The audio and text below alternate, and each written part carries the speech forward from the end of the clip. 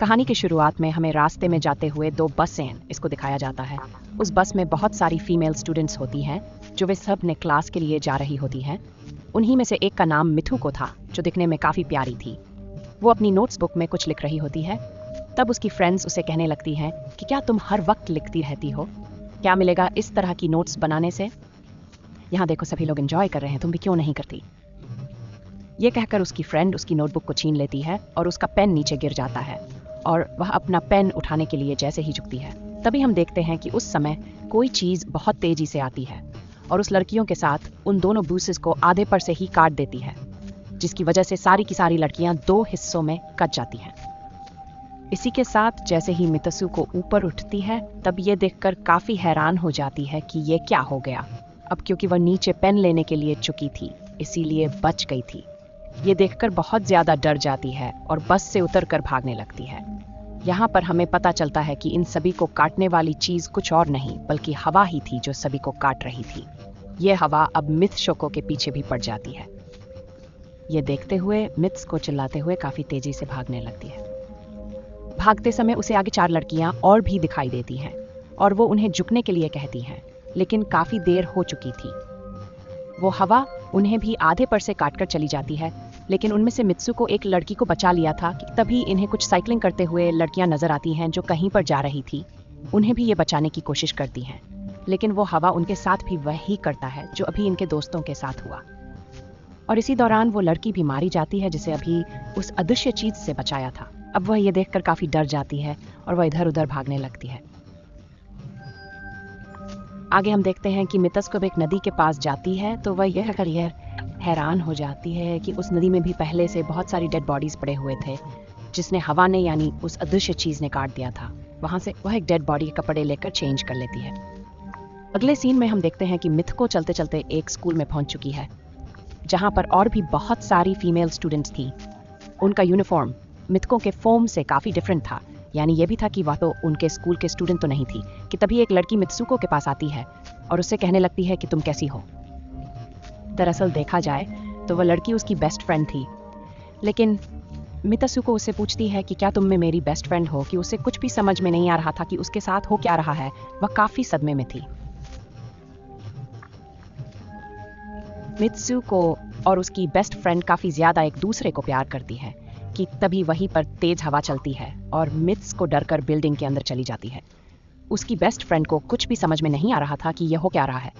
वह मित्सुको से पूछने लगती है कि तुम इतना ज्यादा काम क्यों रही हो और इतना ज्यादा डर ही क्यों हो, तुम्हें हो क्या गया है। कि किस तरह से एक हवा का झोंका आया और उसके स्कूल के सभी स्टूडेंट्स को काटकर चली गई। ये सुनकर उसकी दोस्त उसे विंडो के पास ले जाकर उसकी हाथ बाहर निकालकर कहने लगती है कि ये देखो, ये बस हवा है और कुछ नहीं। यहाँ पर मित्सुको के दिल को कुछ शांति मिलती है और इसे लगने लगता है कि शायद ये मेरा ख्वाब ही हो सकता है। जिसके बाद मित्सुको का बेस्ट फ्रेंड अपने 2 और दोस्तों को लेती है और क्लास को बंद करने का प्लान बनाती है। से ही ये चारों क्लास के बाहर जाने के लिए निकलने ही वाली होती हैं कि तभी वहाँ पर उनकी टीचर आ जाती हैं और उन्हें देख लेती हैं, लेकिन वो चारों वहाँ से भाग जाती हैं। वे चारों भागते भागते एक लेक पर आ जाती हैं।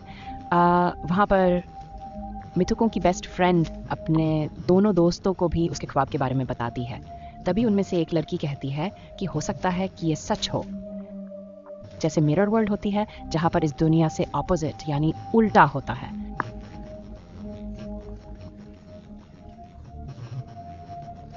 लेकिन हो सकता है कि दूसरी दुनिया में मैंने ऐसा ना किया हो। कि तभी अचानक से उस तालाब में से एक क्रोकोडाइल निकल कर आता है, उसमें से एक लड़की को खा जाता है। फिर वह लड़की कहने लगती है कि देखो, मैंने कहा था ना, जो इस दुनिया में होता है वह उस दुनिया में बिल्कुल भी नहीं होता, और जो उस दुनिया में हो रहा है वह इस दुनिया में नहीं हो सकता। तो इसको भी उसी दुनिया में मगरमच्छ ने खाया है। और यार ये देखो, ये तो कुल सेफ है। उसी लेक के पास एक बिस्तर यानी एक बेड नजर आता है।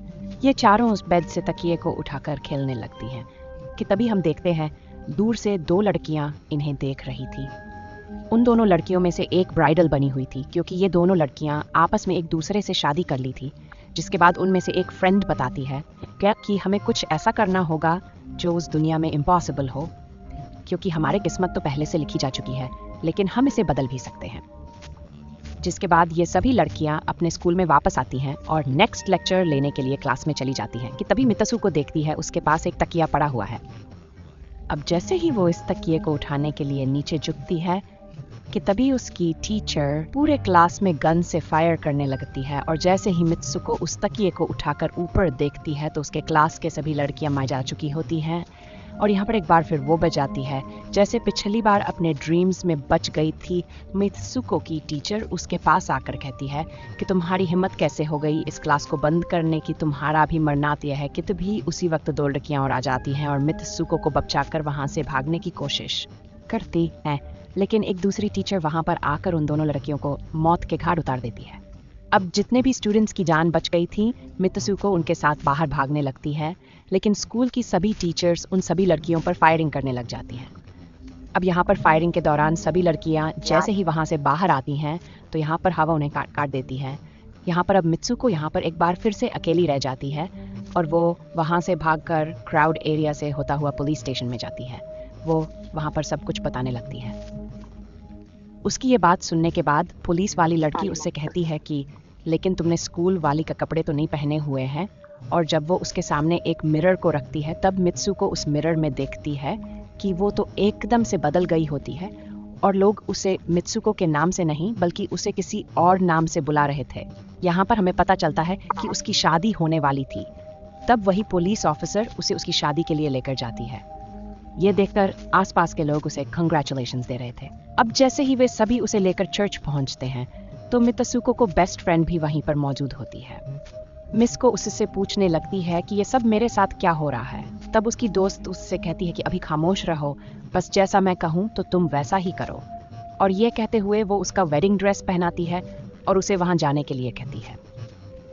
अब जैसे ही वो अपनी मैरिज सेरेमनी के लिए आगे बढ़ती है तो वहाँ की सभी लड़कियाँ उसका मजाक उड़ाने लगती हैं। ये देखकर उसकी बेस्ट फ्रेंड एक एक करके सभी को मारना शुरू कर देती है। जिसके बाद जैसे ही मित्सुको आगे बढ़ती है तो उसके ग्रूम की जगह एक ताबूत खड़ा हुआ नजर आता है। उस ताबूत को खोले जाने पर एक बड़ा पिग बाहर निकल कर आता है। मित्सुको उसे देखकर काफी ज्यादा डरने लगती है और एक टूटी हुई बॉटल से उस पर अटैक कर देती है। जिसके बाद मित्सुको और उसकी बेस्ट फ्रेंड चर्च से भागते हुए बाहर आ जाती हैं। यहाँ गेट पर भी दो लड़कियां इन्हें रोकने की कोशिश करती हैं, लेकिन मित्सुको की बेस्ट फ्रेंड इन्हें मारकर वहां से भाग जाते। उधर मित्सुको दूसरी तरफ भाग रही थी क्योंकि अब उसे लगने लगा था कि उसके साथ कुछ ज्यादा ही गलत हो रहा है। आगे जाने पर एक और मिरर में खुद को देखती है तो वो एक बार फिर से खुद को बदला हुआ पाती है। अब जिस जगह पर मित्सुको थी वहीं पर रेस हो रही थी कि तभी उसके पास कुछ लड़कियां आकर उससे कहने लगती हैं कि तुम तो बहुत अच्छी रेसर हो, खड़ी क्यों हो, भाग क्यों नहीं रही। और जब वो भागना स्टार्ट करती है तब वो खुद में काफी एनर्जी फील करने लगती है। जिसके बाद मित्सुको रेस जीतने की पूरी कोशिश करने लगती है। भागते समय उसे अपने डेड फ्रेंड्स भी नजर आती हैं जो कुछ वक्त पहले उसके स्कूल में मारी जा चुकी थी कि तभी उसी वक्त उसकी बेस्ट फ्रेंड भी आ जाती है। तभी ये दोनों नोटिस करती हैं कि वही पैग और वो औरतें जिन्होंने इनको चर्च में रोक रही थी वो सभी इन्हीं की तरफ आ रही थी। भक्ति समय कुछ लड़कियां मित्सुको से कहने लगती हैं कि इस दुनिया से बाहर चली जाओ। इसके बाद हम आगे देखते हैं कि मित्सुको भागते भागते एक सुनसान अंधेरी जगह पर आ जाती है। वहीं पर कुछ स्टूडेंट्स नजर आती हैं जिन्होंने यूनिफॉर्म पहना हुआ था। वह सभी लड़कियां मित्सुको से कहने लगती हैं कि हम सभी मर हैं और तुम्हें भी मार, लेकिन तभी मित्सुको की बेस्ट फ्रेंड वहां पर आकर उस लड़की को मारकर वहां से मित्सुको को भगा ले जाती है। मित्सुको की बेस्ट फ्रेंड उसे अपना नाम जोर जोर से पुकारने के लिए कहती है, जिस पर मित्सुको को अपना नाम जोर जोर से लेने लगती है। इसी के साथ मित्सुको अपना असली रूप में वापस आ जाती है। उसकी बेस्ट फ्रेंड उसे अपना हाथ दिखाते हुए कहती है कि प्लीज मेरे हाथ में जो वायर लगी हुई है उसे बाहर खींच दो ताकि मैं इस दुनिया से बाहर जा सके को। लेकिन मित्सुको को डर भी था कि कहीं ये वायर खींचने से उसकी जान ना चली जाए, और क्योंकि मित्सुको अपने बेस्ट फ्रेंड को काफी ज्यादा प्यार करती थी इसलिए वो ऐसा नहीं करना चाहती थी। लेकिन ज्यादा उसे फोर्स करने पर वो उसकी वायर्स खींच देती है। वायर खींचते ही उसकी बेस्ट फ्रेंड की बॉडी दो हिस्सों में बच जाती है और तभी उसी वक्त उसे एक गेट नजर आती है। उस दरवाजे से बाहर आने पर वह देखती है कि अब वह आदमियों की दुनिया में आ चुकी है। वहीं पर उसके पोस्टर्स भी लगे हुए थे। जिस पोस्टर को कुछ लड़के देख रहे थे तभी एक लड़का मित्सुको के पास आकर कहता है तुम फ्यूचर में हो। इस बात को सुनते ही वो बेहोश हो जाती है। कुछ टाइम के बाद जब उसे होश आता है तब वो आगे बढ़ती है तब वो देखती है कि एक बूढ़ा आदमी गेम खेल रहा होता है और उसी गेम में मिथ्स को वही कैरेक्टर नजर आती है जो अभी बनी हुई है। मिथ्स को देखते ही बूढ़ा आदमी कहने लगता है कि मैंने ही इस गेम को बनाया है और मैं ही हूँ जो तुम लोगों को कंट्रोल कर रहा हूँ। तुम तो बहुत पहले मारी जा चुकी थी, लेकिन मैंने तुम्हारा डीएनए लेकर तुम्हें फिर से बनाया। मित्सुको को जब ये बात सुनकर उसे पता चल जाता है कि ये एक गेम है, तो उसे लगता है कि शायद मैं अभी भी अपनी दुनिया में जा सकती हूँ कि तभी उसी समय एक आदमी आता है और मित्सुको को अपने पास बुलाने लगता है। तब वो बूढ़ा आदमी मित्सुको की आखिरी लेवल को कंप्लीट करने के लिए कहता है। वो आगे बढ़ने लगती है कि तभी मित्सुको को अपने दोस्त की कही हुई बात याद आ जाती है कि अगर हम इस दुनिया में कुछ ऐसा करेंगे जो दूसरी दुनिया में इम्पॉसिबल हो तो तुम इस गेम से बाहर आ जाओगी। और इसी के साथ वो इस आदमी का गला दबा देती है और कहने लगती है, बस करो हमारे साथ खेलना। ये कहकर मिथ्स को उस बूढ़े आदमी के छड़ी को उठाकर अपने पेट में घुसा देती है, जिस वजह से उसकी मौत हो जाती है। और यहाँ पर हम देखते हैं कि बूढ़ा आदमी ये सोच भी नहीं सकता था कि मित्सु को ऐसा कुछ कर सकती थी, और इसी के साथ उसकी डेस्टिनी पूरी तरह से चेंज हो जाती है।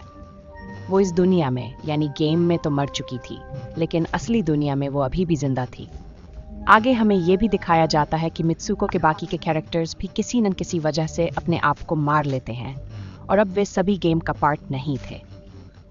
अगले सीन में हमें मिथु को बर्फीले जगह पर लेटा दिखाया जाता है और अब वह अपने रियल वर्ल्ड में आ चुकी थी। और इसी के साथ ये दिमाग घुमा देने वाली कहानी यहीं पर खत्म हो जाती है। आगे और भी ऐसे ही एक्सप्लेनेशन मूवीज देखने के लिए कमेंट में नेक्स्ट लिखना ना भूलें। Thanks for watching.